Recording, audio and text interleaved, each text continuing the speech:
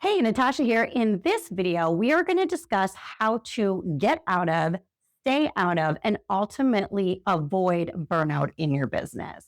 If you want to dive in further, I invite you to take my 2-minute Are You the Bottleneck quiz to see who or what is slowing down your progress. So when I had my private practice, I felt like I was in living Groundhog's Day every single day. It was like Groundhog's Day on steroids. And what I mean by that is it really felt like quicksand. So every time I hustled and worked harder and I struggled more, it felt like I continued to sink further and further into the void that is the vicious cycle of burnout. And with no end in sight, no light at the end of the tunnel, and the cycle just continued and it perpetuated on and on and on until ultimately I crashed and burned. So my goal here is for that not to happen to you. So I want you to ask yourself, what is it, or if there's many, what are the things about my business that I do not enjoy, that does not bring me joy? And then flip that to what are pieces or a big piece of my business that does bring me joy? What lights me up? And I want you to ponder this because as we go through some of these topics that I'm going to show you, again, super high level overview, but it's really the nitty gritty of Burnout 101. So to get you out and to stay out. And it really, again, goes back to you. So I have drawn, my stick figures are getting better. I've drawn a stick figure and I have more colors and I'm super excited. So I've started some things with color coordinated. So follow along.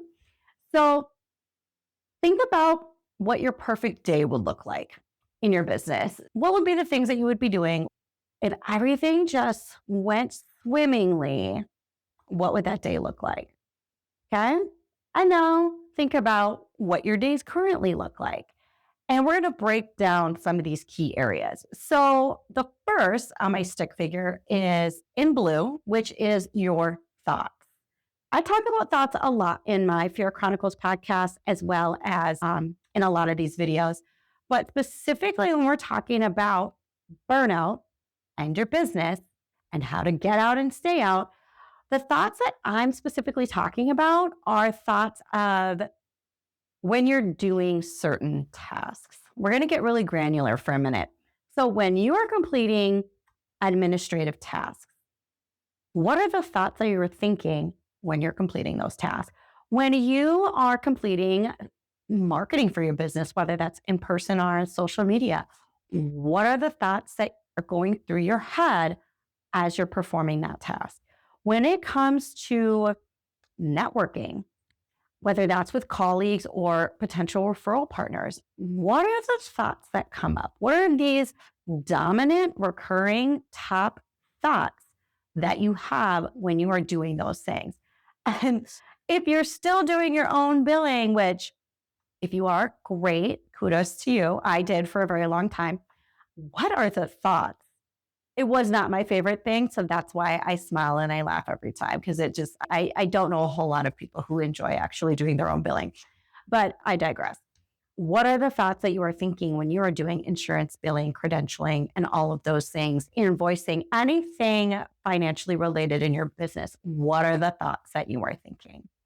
If you have different thoughts, this is a caveat. If you have different thoughts, whether during payroll, if you have a team versus reviewing and completing your books or your P&L and or with insurance, catalog all of that because all of this is gold. And you really need to take a look at what are these dominant recurring thoughts that you are thinking when completing certain tasks in your business, because likely you will find a pattern. So then next in my lovely diagram here is in green, which is feelings. So there's an array of feelings that we can have. But again, we're going to be specific to our business, our practice. Okay. So these are feelings when being aware of how we are feeling during, say, when we open our calendar. How's our body feeling? Do you feel like you tense up or start getting filled with like dread and you just start having aches and pains, and all of a sudden you've got this kink in your neck that you don't know where it came from. Like, what are you feeling within your body when you open your calendar? What are you feeling in your body when you're looking at your work week or for the month? How do you feel? Do you start feeling almost like heart palpitations? Like, are you feeling anxious? What are you feeling within your body? And again, when you're working on or in your business, when you're seeing clients, when you're forward front facing, how are you feeling? Are you empowered, rewarded, encouraged? Like, you feel like you're in your element. Take note of how you feel emotionally and how you feel physically in your body. So, I also would like to say, when looking at your calendar, I'm going to go back to that for a second. If you look ahead in your calendar, say for the year, since we're pretty early on in the year, looking ahead, do you see any blocks of time off? Are there vacations in there? Are there holidays off in there? Is there just random time off in general? And look ahead, assess how you feel in your body. These are all key.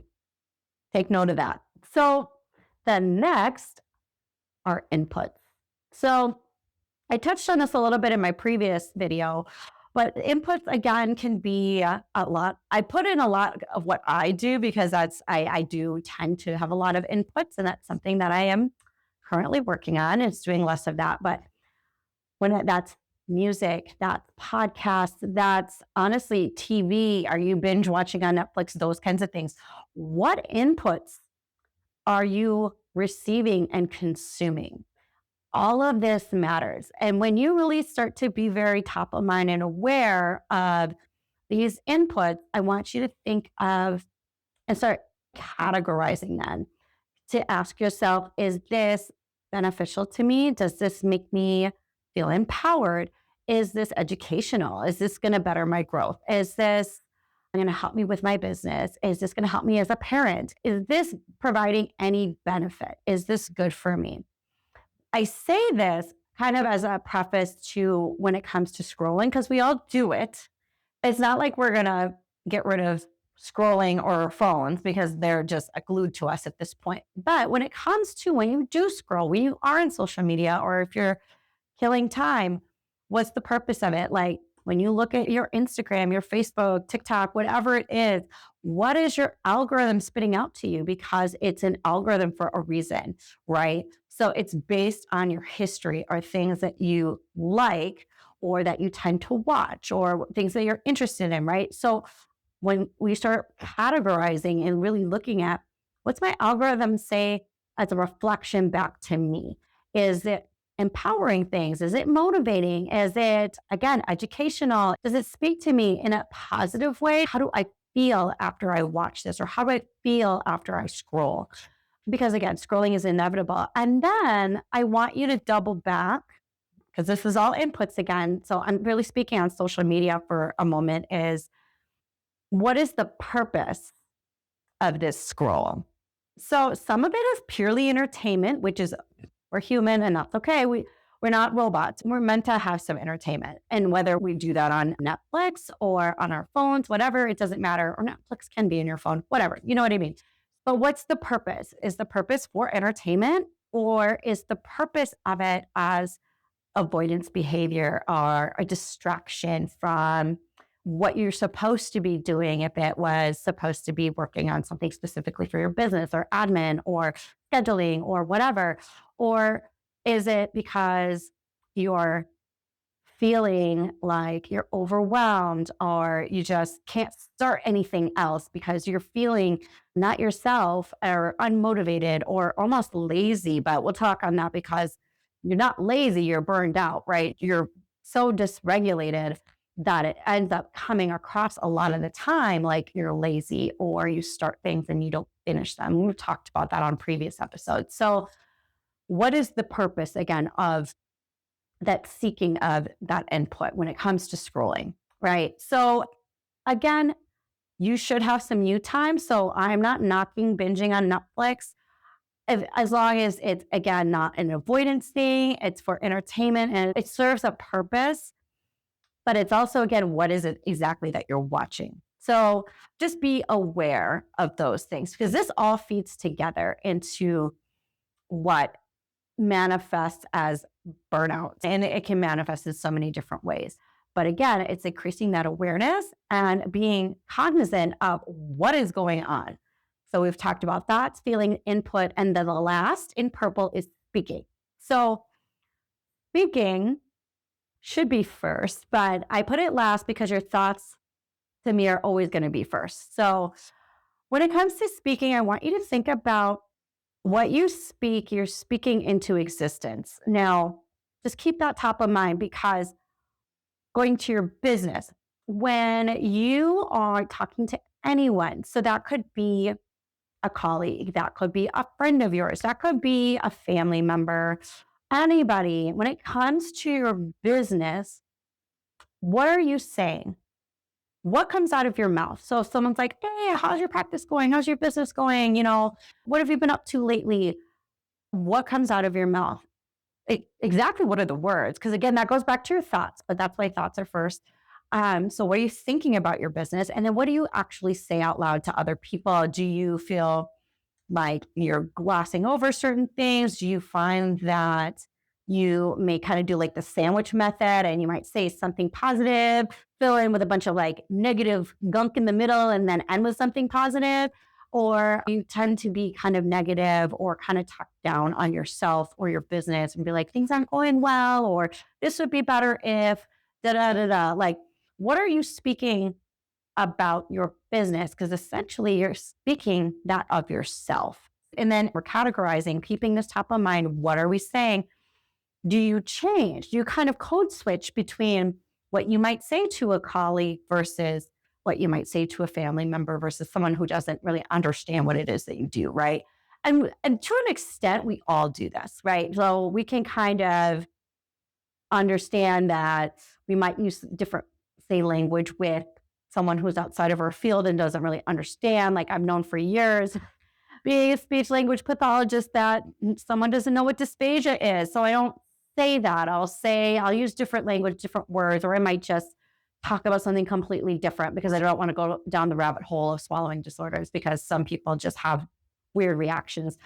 If you know, you know. So I digress. But it's okay, of course, in certain scenarios, we do code switch a bit, but it's interesting and information for you if you find that you talk completely differently about your business, positive, negative, the language that you're using, and how you feel about your business when you speak about your business, or what is going on, or if you don't share in totality what's going on. And again, if you don't, and that's not the type of person you are, that's okay too. That's not what I mean by that. This is kind of more of an audit. It's a guide, but it's an audit of yourself, because the burnout is not coming from the exterior. It may seem that way. It's really comes back to you. And I will say this like a broken record till I'm blue in the face, but it all starts with you. The burnout didn't come from out there, even though it feels external to you and you're doing all this work and you're hustling and you're doing all the things. Like I said, I felt like I was in this quicksand, right? And so the more I struggled, the more I hustled, I sank further. It looked like it was all my business, my admin, my this and my that, but it really was me, right? I was the common denominator, and really having to take that look inward and say, if I did this audit, well, I've done it, but going back to when I was super burned out in my practice, the thoughts that I was thinking, many of them were the same.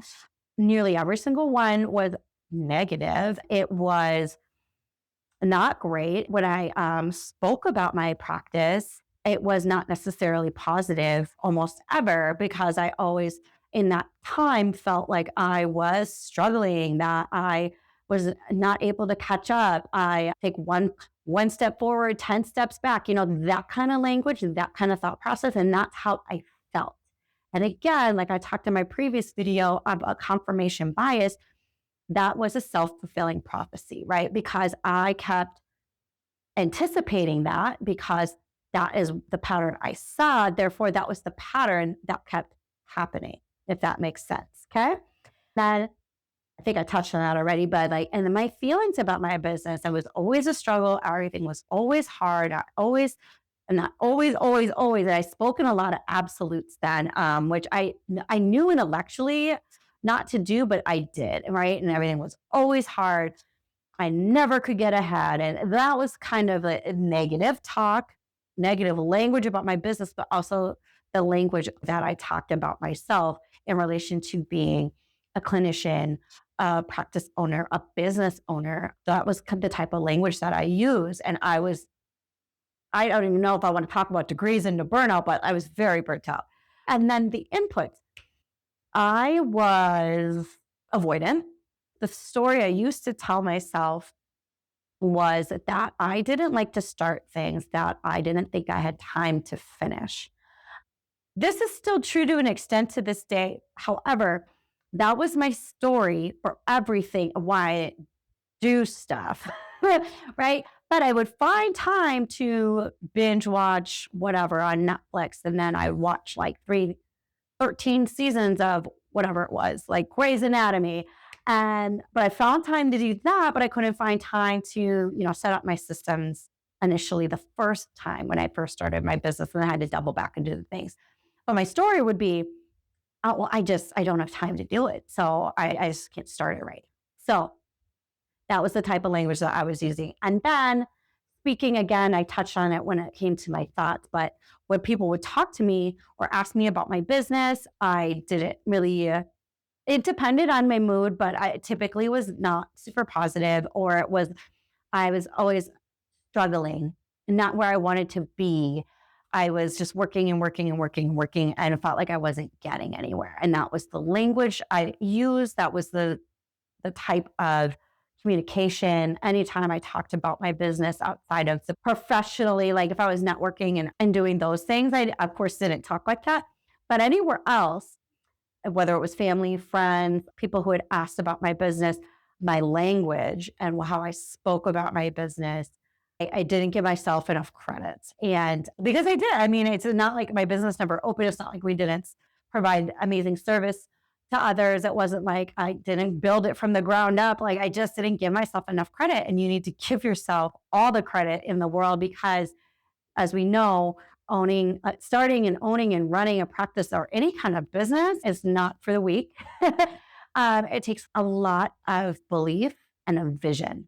And for those that don't see your vision, understand what goes into it, it can almost feel like it falls on deaf ears. But I see you, I hear you, I know.